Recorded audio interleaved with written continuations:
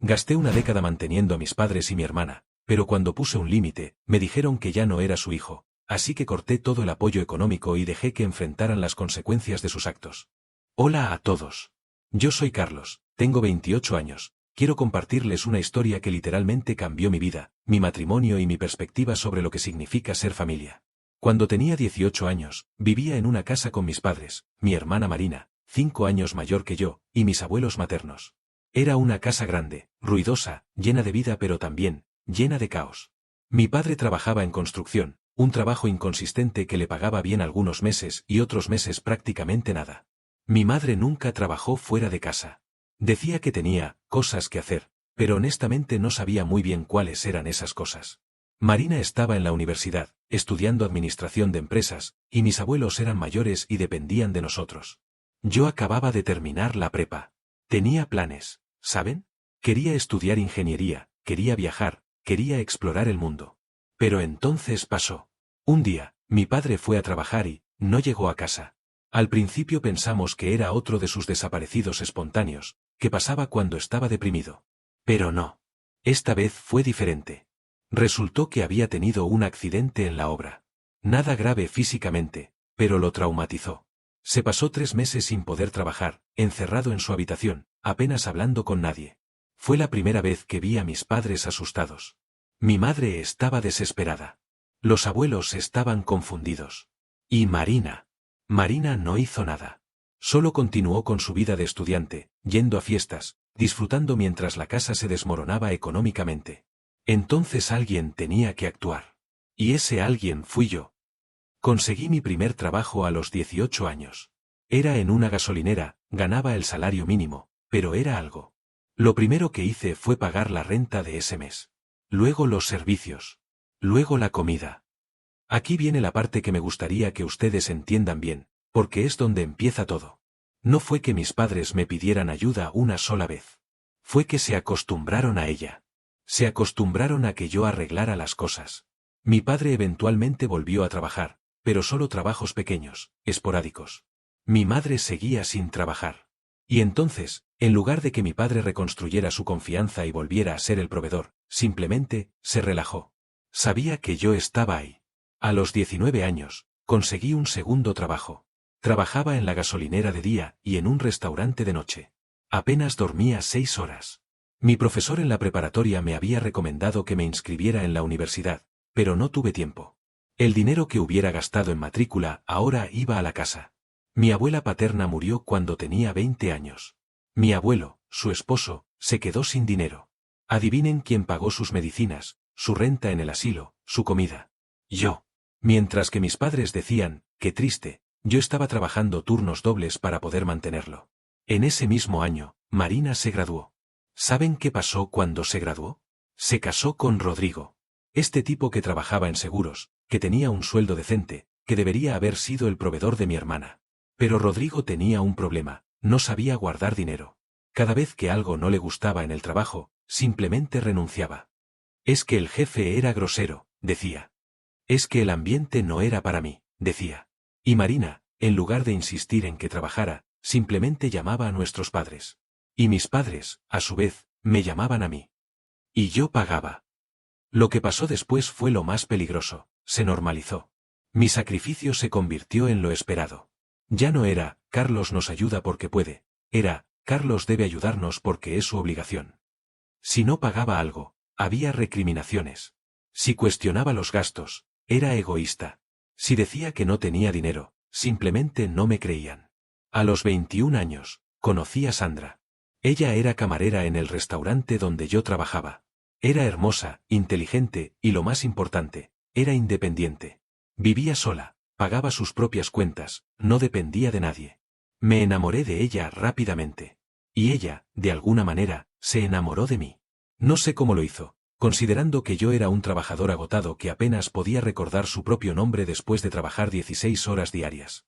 Cuando le conté sobre mi familia, sobre los pagos automáticos, sobre mi obligación de mantener a mis padres y a mi hermana, ella no dijo que fuera malo. Dijo algo más importante, eso no es amor, Carlos. Eso es control. Y si te cases conmigo, tendremos que hablar de esto. Pero yo estaba enamorado, así que ignoré la advertencia. Grande error. Nos casamos cuando ella tenía 24 años y yo 24 también. Fue una boda pequeña, modesta, porque, bueno, yo no tenía dinero para una grande. Mi familia, por supuesto, esperaba que pagara por una boda elaborada. Cuando les dije que no, hubo silencios incómodos durante semanas. Mi hijo Mateo nació un año después. Fue el momento más feliz de mi vida y también el más aterrador. Porque ahora no solo tenía a mi familia original dependiendo de mí, sino que tenía una nueva familia que también dependía de mí. Y mi sueldo, por supuesto, no aumentó mágicamente. Los siguientes 7 años fueron una mezcla de éxito económico y fracaso emocional.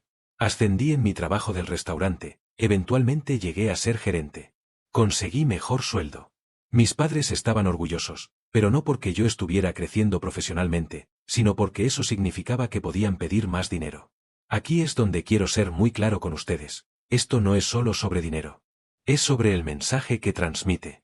Cuando alguien solo se acerca a ti para pedir, cuando la única razón por la que te llamaban era para mencionar una deuda o una necesidad, aprendes algo.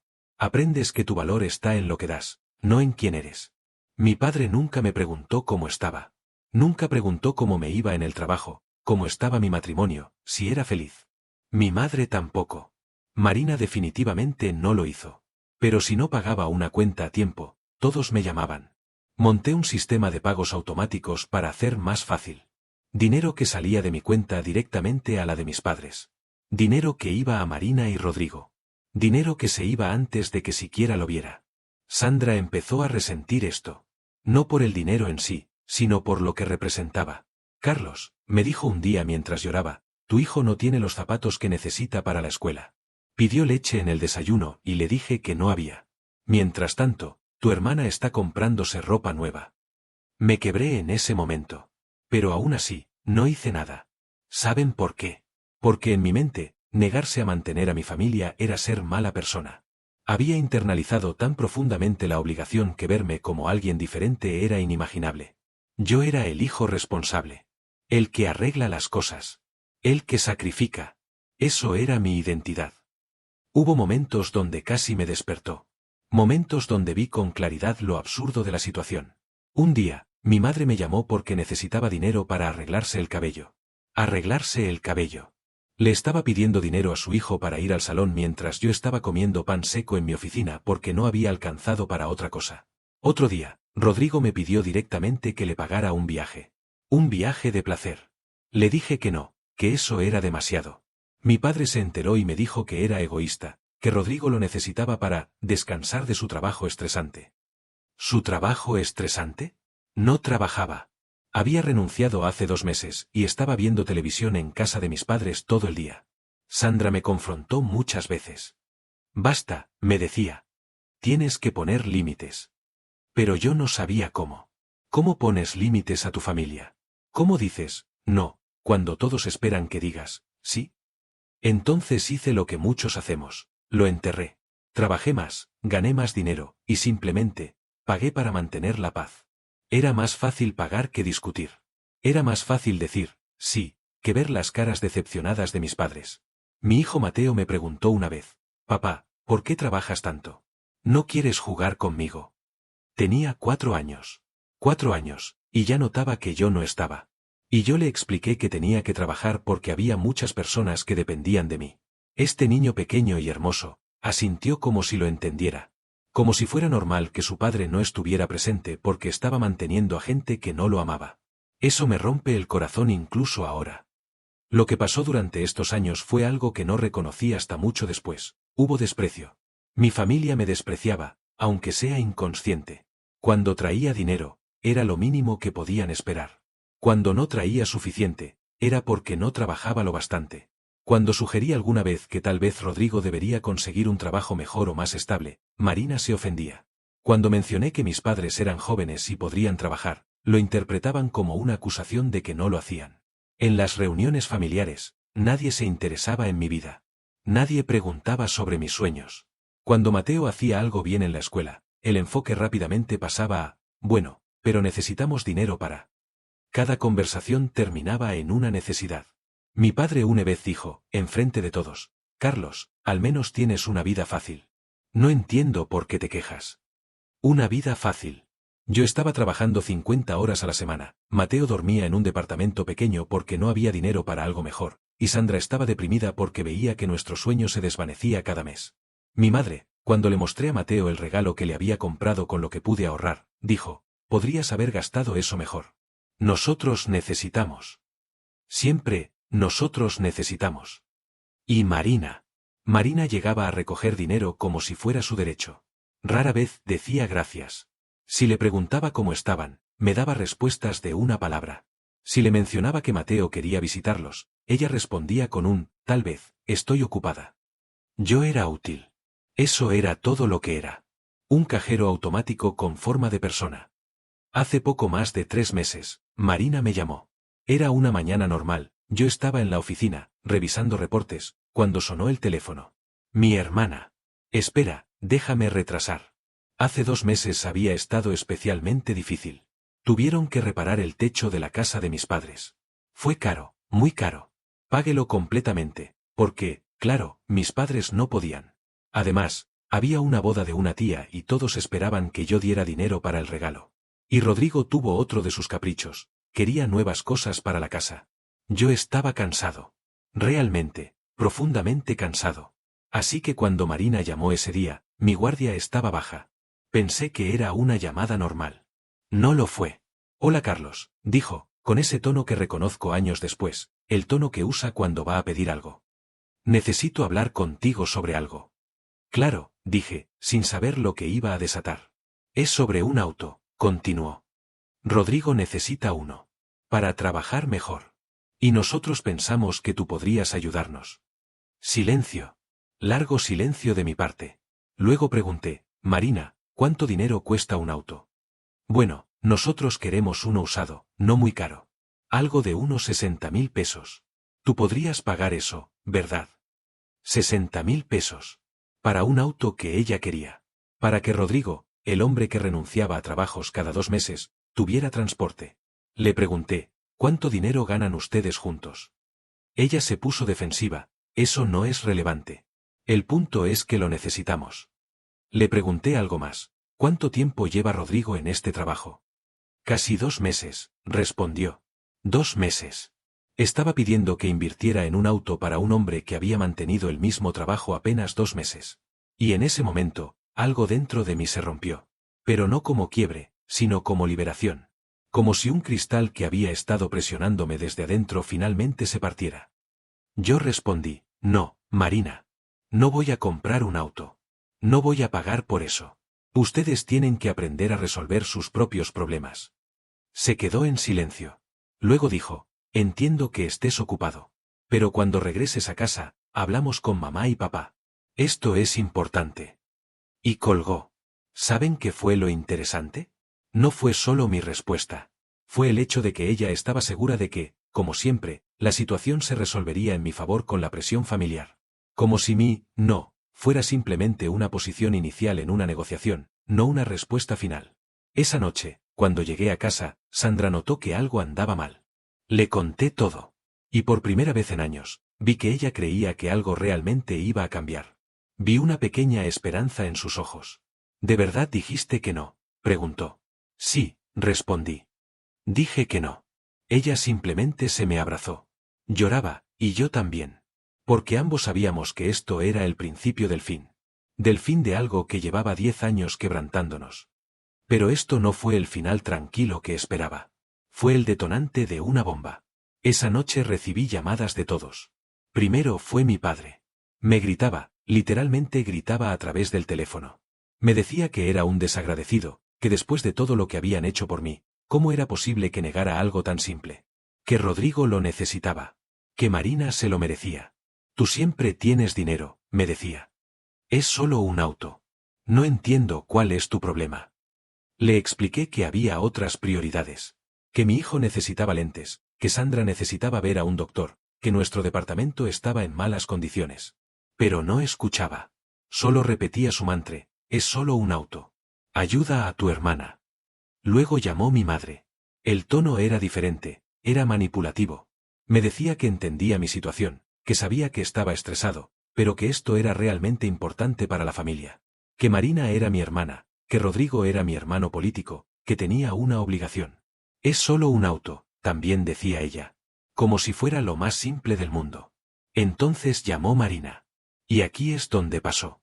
Carlos, dijo con una voz que nunca le había escuchado, fría y cortante, si no compras el auto, entonces nosotros consideramos que has decidido no ser parte de esta familia. Nuestros padres están decepcionados. Yo estoy decepcionada. ¿Y si esto sigue así? La interrumpí. Si esto sigue así, ¿qué? Y entonces ella dijo, entonces considera que ya no somos tu familia. Colgué. Pero no terminó ahí. Esa noche, a las 11 de la noche, mi padre volvió a llamar. Y lo que dijo fue brutal. Carlos, comenzó, tu madre y yo hemos hablado. Si no compras el auto para Marina, si no arreglas este problema, entonces tú ya no eres nuestro hijo. No lo consideres. Nosotros ya no te consideramos como tal. No nos vuelvas a contactar. Esto se acabó. Mi madre gritaba de fondo, que no nos llame más. Somos una familia o no somos nada. Si has llegado hasta aquí, significa que esta historia te está gustando. Suscríbete a mis historias de Reddit, activa la campanita y dale like, eso me ayuda a llegar a más personas. La línea se cortó. Yo simplemente, me quedé ahí, con el teléfono en la mano. Sandra estaba llorando. Mateo se despertó por el ruido y preguntó qué pasaba. Yo le dije que estaba todo bien, que era solo un sueño. Pero no era un sueño. Era la realidad. Mi familia, la gente que había sacrificado una década, acababa de decirme que si no compraba un auto, dejaría de ser su hijo. Esa noche no dormí. Solo estuve sentado en la sala, mirando nada, procesando todo. Y lentamente, algo cambió en mí. No fue una decisión racional al principio. Fue emocional, pura y simple. Fue rabia. Era rabia de 10 años acumulada. Rabia por todas las veces que no me preguntaron cómo estaba. Rabia por todas las necesidades de mi hijo que no pude satisfacer porque tenía que satisfacer las necesidades de mi hermana. Rabia por ver a Sandra llorar mes tras mes. Rabia por sentir que era un cajero automático, no una persona. Pero luego, cuando la rabia comenzó a calmarse, quedó algo más. Quedó claridad. Sandra se levantó alrededor de las 4 de la mañana. Me encontró en la sala. ¿Qué vas a hacer?, me preguntó. Y yo respondí algo que cambió nuestras vidas. Si para ellos yo ya no soy su hijo, entonces ellos ya no son mi familia. Y si no son mi familia, entonces no tengo obligación de mantenerlos. Ella se quedó mirándome. Luego asintió. Al día siguiente, llamé a mi banco. Y cancelé todos los pagos automáticos. 10 años de transferencias automáticas. Años de dinero saliendo de mi cuenta. Todo cancelado en una llamada. No le avisé a nadie. Simplemente lo hice. Fue la cosa más aterradora y liberadora que había hecho en mi vida. Lo que pasó después fue interesante. Durante casi un mes, no pasó nada. Nadie me llamó. Nadie me contactó. Fue como si todos estuvieran en espera, esperando a ver si me arrepentía, si volvería con el dinero. Pero claro, no volvió. Porque es difícil volver cuando finalmente empiezas a respirar. Durante esas semanas, algo sucedió dentro de mí. Comencé a notar cosas que había estado ignorando. Notaba cómo Sandra sonreía más. Notaba que Mateo tenía mi atención. Notaba que por primera vez en años, podíamos planificar la cena sin estar preocupados por cuánto dinero quedaba. Sandra y yo fuimos a cenar una noche. Una cena de verdad, no en algún lugar barato. Ella se vistió bonito, yo me arreglé, y simplemente disfrutamos. No hablamos de dinero. No hablamos de mis padres. Solo, fuimos una pareja. Una pareja que se amaba. Esa noche, ella me dijo algo que nunca olvidaré. Estás sonriendo. Sonríes diferente ahora. Desde hace semanas no te veía sonreír así. ¿Cómo es posible que uno no se dé cuenta de que ha dejado de sonreír? Pero es verdad. Había pasado tanto tiempo en modo supervivencia que había olvidado cómo hacerlo. Entonces, en la semana número 4, todo cambió. Mi padre me llamó. Y no fue una llamada normal. Fue furioso. Prácticamente gritaba a través del teléfono. ¿Qué demonios hiciste?, gritaba. Las cuentas están vencidas. Los servicios se van a cortar. Tu madre está desesperada. Esto no es una broma, Carlos. Arregla esto ahora. Mi prima, que vivía con mis padres temporalmente, me había contado después que el día anterior habían llegado avisos de vencimiento. Que mi padre estaba tratando de entender cómo es que no había dinero. Que mi madre estaba en pánico. Y aquí es donde sucedió algo importante. No sentí culpa. No voy a arreglarlo, le dije a mi padre con una calma que no sabía que tenía. Ustedes dijeron que ya no era su hijo. Que no consideraban que fuera parte de la familia. Así que yo tampoco los considero a ustedes como mi familia. Si no son mi familia, entonces no tengo obligación de mantenerlos. ¿De qué estás hablando?, preguntaba, confundido. Eres nuestro hijo, por supuesto. Pero necesitamos dinero. Necesitamos que arregles esto. No, respondí. Un hijo que es útil porque da dinero no es un hijo. Yo fui útil durante 10 años. Ahora verán cómo se arreglaban sin eso. Y colgué. Pero no solo colgué, apagué mi teléfono.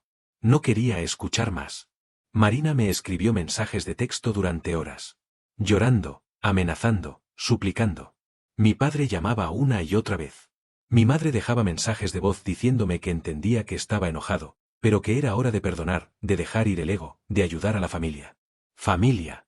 Esa palabra que había gobernado mi vida durante 10 años. Familia.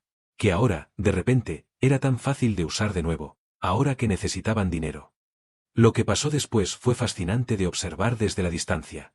Por supuesto que no me mantuve completamente en silencio. Tengo una prima que vive en la casa de mis padres y que de verdad me quiere, así que eventualmente supe que estaba sucediendo. Mis padres, por primera vez en una década, tuvieron que hacerse cargo de sus propias cuentas. Mi padre consiguió un trabajo. Fue difícil para él, a los 58 años, el mercado laboral es brutal.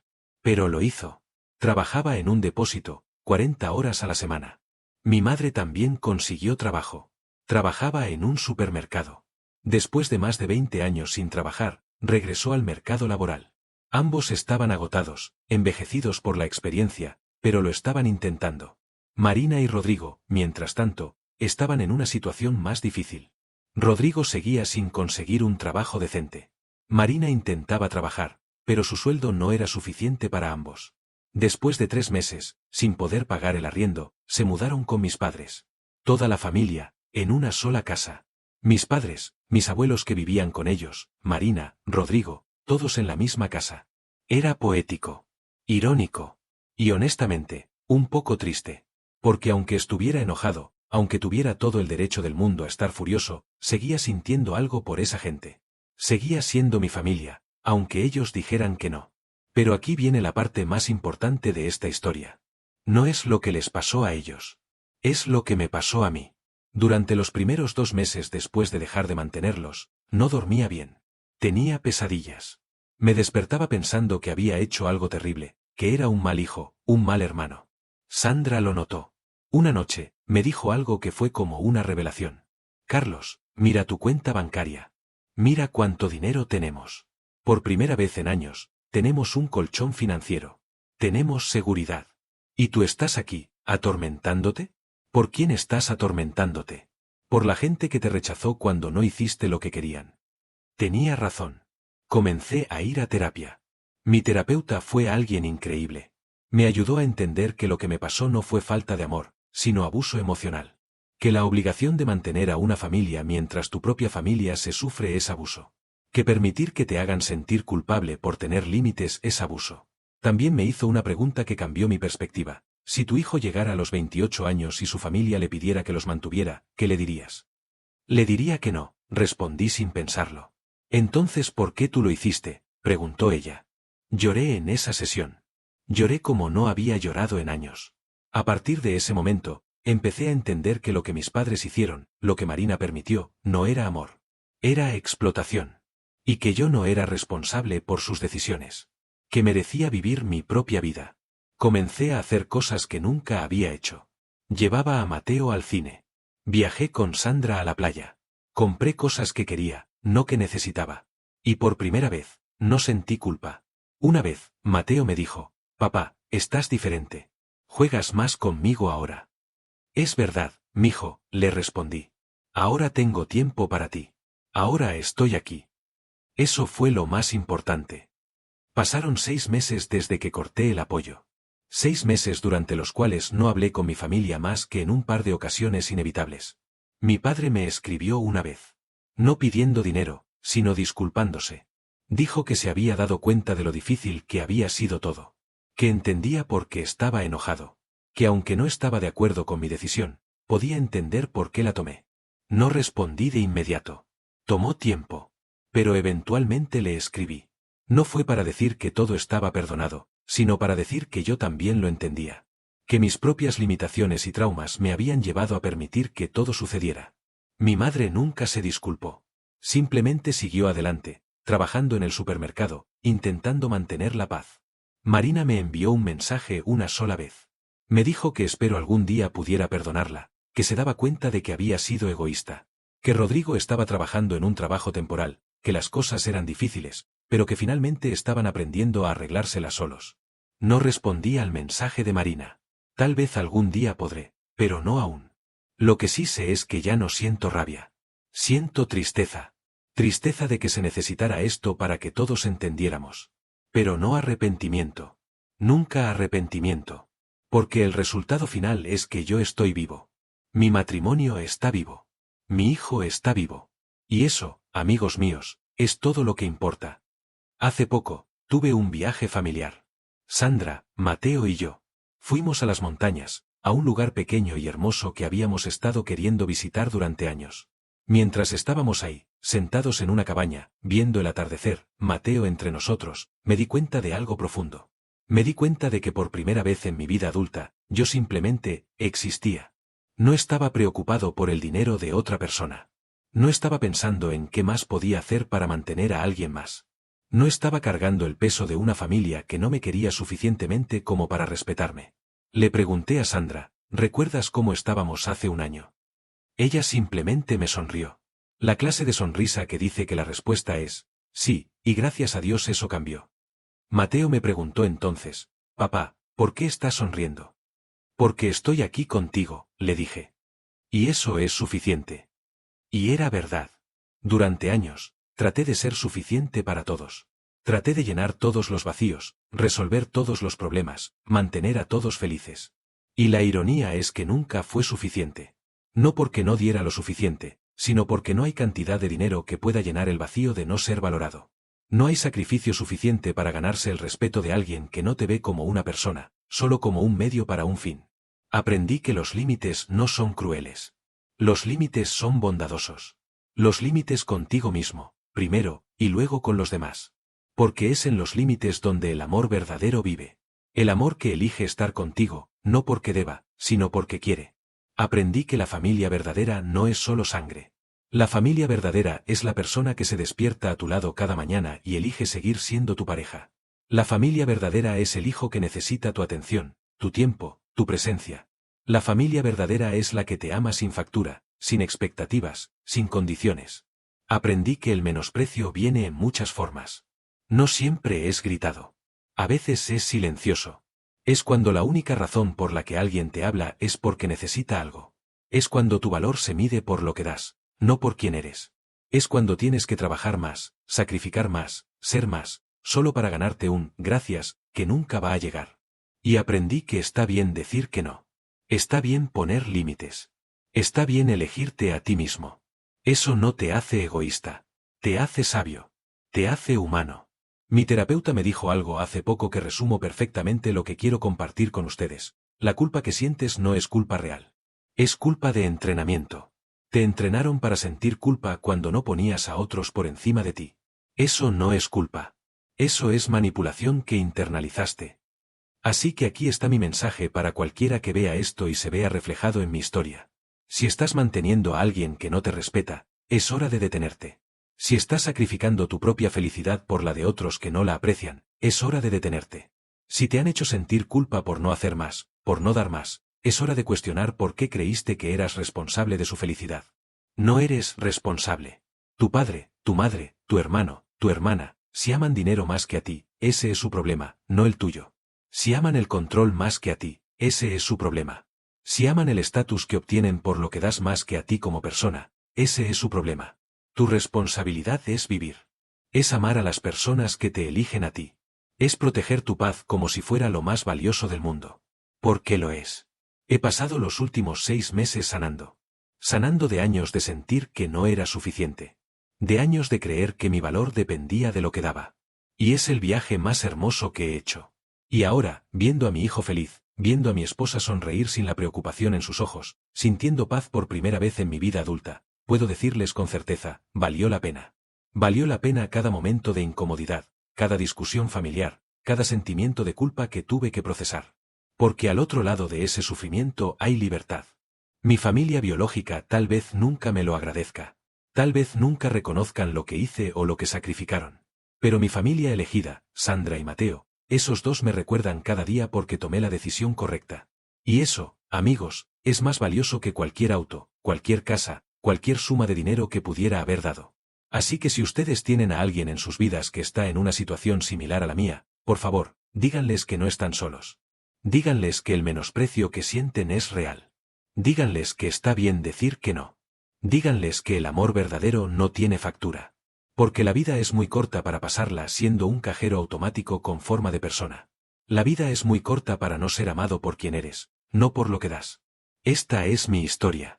Esta es la historia de cómo un hijo aprendió que a veces, para amar a tu familia, tienes que amarlos desde la distancia. Y cómo a través de ese amor desde la distancia, finalmente aprendió a amarse a sí mismo. Gracias por escuchar. Si esto resonó con ustedes, por favor, compartan este vídeo. Comenten su propia experiencia. Y recuerden, los límites no son paredes. Son puentes hacia la paz. Nos vemos en el próximo vídeo. Si esta historia te ha gustado, suscríbete a mis historias de Reddit, activa la campanita y dale like, eso me ayuda a llegar a más personas. Miau.